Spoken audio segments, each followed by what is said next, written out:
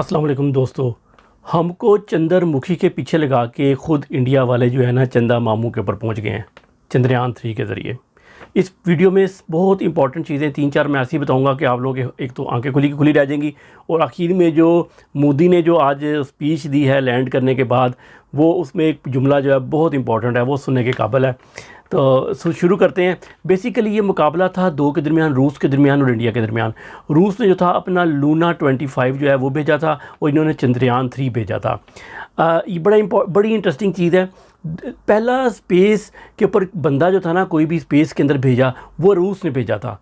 और पहला मिशन जो था, कोई भी चांद गाड़ी जो बग़ैर आदमियों के जो भेजी थी ना चांद के ऊपर, वो भी रूस ने ही भेजी थी। तो फिर ये चंद्रयान 3 को इतनी इंपॉर्टेंस क्यों दी जा रही है कि ये जी पहला बन गया, दुनिया का पहला मुल्क बन गया? वो इसलिए मिल गई है कि चांद जो है ना ये मूव नहीं करता, ये ज़मीन गोल घूमती है ना, ये नहीं घूमता। तो इसकी एक डार्क साइड है, पीछे की साइड है, जिधर अंधेरा रहता है हर वक्त, जो कि बहुत ठंडा है। और बेसिकली ये जो मिशन भेजा गया, ये वहाँ पर आइस ढूंढने के लिए भेजा गया कि वहाँ पर आइस होगी, पानी जमा हुआ होगा।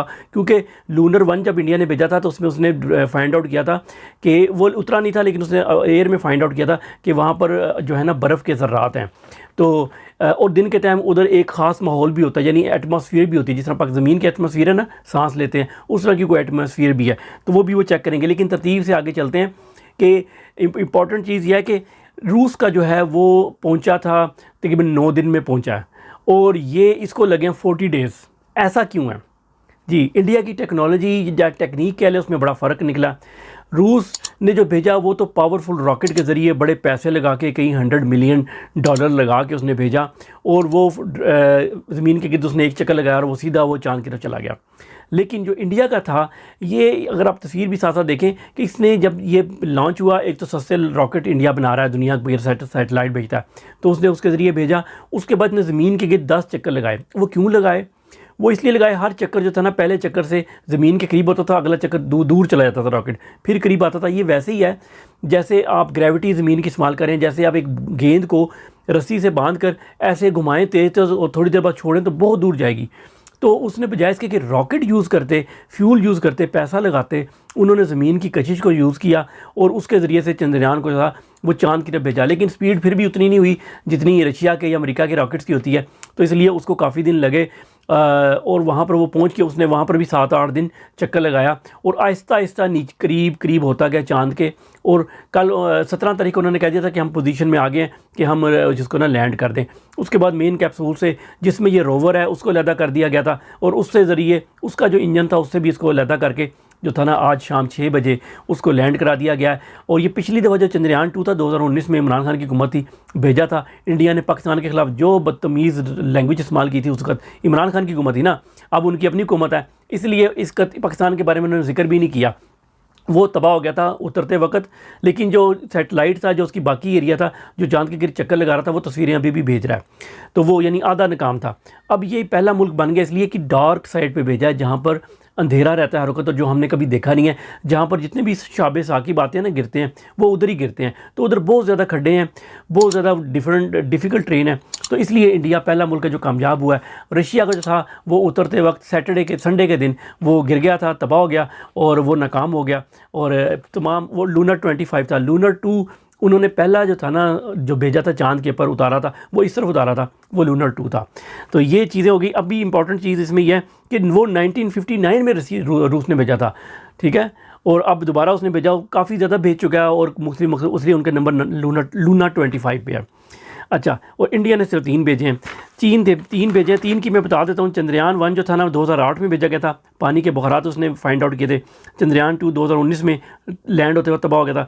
चंद्रयान 3 दुनिया का कामयाब 3 हो गया 2023 के अंदर। अच्छा, इंपॉर्टेंट चीज़ ये है कि वज़न जो रूस ने भेजा था उसका वज़न ज़्यादा नहीं था, 800 किलोग्राम था। लेकिन जो इंडिया ने भेजा उसका वज़न 3900 किलोग्राम है। ये एक डिफरेंस है, बहुत ज़्यादा, बहुत बड़ा, बहुत भारी है। लेकिन अच्छा, इसके बाद आ जाते हैं।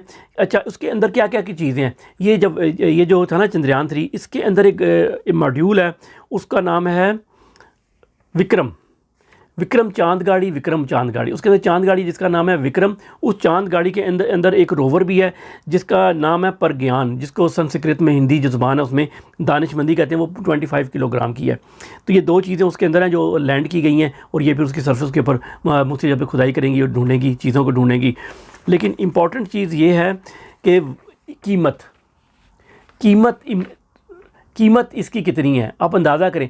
मैं आपको एक आइडिया देता हूँ। ये जो था ना आज़ादी फ्लाईओवर बना था, ये जो लाहौर के अंदर है, जो डंडे ऐसे खड़े किए हुए जाली तौर पे बताया गया कि ये हैंगिंग है। ये हैंगिंग नहीं है, वो बस खड़े करके तारें लगा दी गई हैं, हैंगिंग ब्रिज नहीं है, ज़मीन पे खड़ा है। जो मीनार पाकिस्तान के करीब है, जो उसके ऊपर तकरीबन आज से काफ़ी साल पहले, 7-8 साल पहले तकरीबन 4-4.5 अरब रुपया लगा था। इस पर कितना लगा होगा? जो अमेरिका बेचता है वो तो $1 बिलियन लग जाता है जी। इंडिया के सिर्फ लगे हैं 6 अरब रुपए, जो कि अमेरिकन डॉलर में $75 मिलियन बनते हैं। जी हाँ, और ख़ुद वो भेजना हो तो 1-1 अरब डॉलर लगा देते हैं। तो इंडिया का जो सदर है मोदी ने आखिरी जो तकरीर की है उसमें जो जुमला बोला कि ये तो एक तो पूरी दुनिया को मुबारकबाद देता हूँ, दूसरी बात ये कि ये पूरी दुनिया के लिए एक रैबर बनेगा, इसलिए कि पूरी दुनिया अब जिस चाँद पे जिसने भी भेजना है वो इंडिया को यूज़ करेंगे। वो क्यों $1 बिलियन खर्च करेंगे? वो इंडिया की टेक्नोलॉजी को यूज़ करते हुए अपना, इंडिया ने $75 मिलियन भेजा, $200 मिलियन, $500 मिलियन भी दे के भेज देंगे। और अगर खुदा न खाना गिर गया तो इंडिया ने 100-200 वापस भी कर देने हैं ठीक है। तो इंडिया को एक मुस्तकबिल का एक बहुत बड़ा ठेके मिलने वाले हैं। पहले ही वो सैटेलाइट दुनिया के सबसे ज़्यादा भेजना शुरू किए हुए, उधर से बहुत पैसा कमा रहा है, उसी पैसों से इसने ये भेज दिया। और सिर्फ 6 अरब रुपये में हम 6 किलोमीटर सड़क नहीं बनाते पाकिस्तान में 6 अरब रुपये में, ये याद रखिएगा। जब पाकिस्तान ने एटमी धमाके किए थे तो पाकिस्तान के ज़ोर था कि पाकिस्तान भी करे, क्योंकि उसको तो हम इंडिया के साथ मुकाबला कर रहे थे। लेकिन अब हमारे खुद ही एहलकार बड़े जो लोग हैं उन्होंने फ़ैसला कर लिया कि हम इंडिया का मुकाबला नहीं कर सकते, तो हमें इंडिया से मुकाबला नहीं। जब हमने जाना ही नहीं, सोचना ही नहीं, हमने वो रॉकेट बनाना ही नहीं 2200 किलोमीटर। ईरान ने जब 2008-9 के अंदर हमने जब पहली दफ़ा रॉकेट हतफ 6 का तजर्बा किया था, आखिरी हमारा जो रॉकेट है सबसे बड़ा 2200 किलोमीटर वाला, ईरान ने उसका कोई रॉकेट नहीं था, उसने पहला तजर्बा किया था 100-150 किलोमीटर वाला। अब ईरान के पास ना सिर्फ 2200-3000 किलोमीटर वाले रॉकेट हैं, उसके अलावा ईरान के पास इस वक्त दुनिया का चौथा मुल्क बन चुका है ईरान, जो कि हाइपरसोनिक मिसाइल बना दिए हैं। यानी आवाज़ की रफ्तार से हमारे पास तो डबल भी नहीं है, उनके पास 5 से 6 गुना रफ्तार से जो चल रहा है ना, वो उन्होंने रॉकेट बना लिया हुआ है। और रशिया के बाद वो दूसरे नंबर पे आ गए हैं। और ईरान ख़ुद अपना रॉकेट जो है वो मदार में भेज चुका है, सैटेलाइट भेज चुका है, उसमें एक मंकी भी भेज चुका है कई साल पहले। हम लोग, क्योंकि उसके लिए जब रॉकेट भेजना होता है वो मल्टी उसके पार्ट्स होते हैं, मतलब कुछ रॉकेट्स हैं वो उतर जाएंगे, पार्ट अलग हो जाएंगे, फिर आधा आगे जाएगा, फिर उसका भी एक हिस्सा निकल जाएगा, फिर बाद में एक आगे हिस्सा जाएगा। पाकिस्तान वो बनाता ही नहीं है। वो रॉकेट होते हैं जब आप एक बड़े आज़म से दूसरे बड़े आज़म, यानी हमने 3-4 हज़ार किलोमीटर दूर रॉकेट भेजना हो। हमारी पॉलिसी है हमने 2200-2400 किलोमीटर से आगे नहीं भेजना। इंडिया के सिर्फ उस जब सोच ही नहीं है तो बनेगा कैसे? और जो भी इंजीनियर डॉक्टर है उसको उनके आपने पाकिस्तान में उनकी इज़्ज़त औकात देख ली हुई है, कौन आएगा? डॉक्टर अब्दुल कदीर खान का गोल्डन अल्फाज हैं, होने के पानी से लिख के रख लें कि उनकी ज़िंदगी का सबसे बड़ा पछतावा ये था कि उन्होंने इस मुल्क के लिए सब कुछ कुर्बान किया। एंड में इंडिया को मुबारक हो, इंडिया में जश्न का समा है, और उससे भी ज़्यादा जश्न का समा है जब इन्होंने एटमी धमाके किए थे, और बनता भी है। और इल्हामा इकबाल की बहू बेटों को उठा के ले जाने वालों को क्या पता कि इल्हामा इकबाल ने कहा था कि सितारों से आगे जहान और भी हैं। अस्सलाम वालेकुम।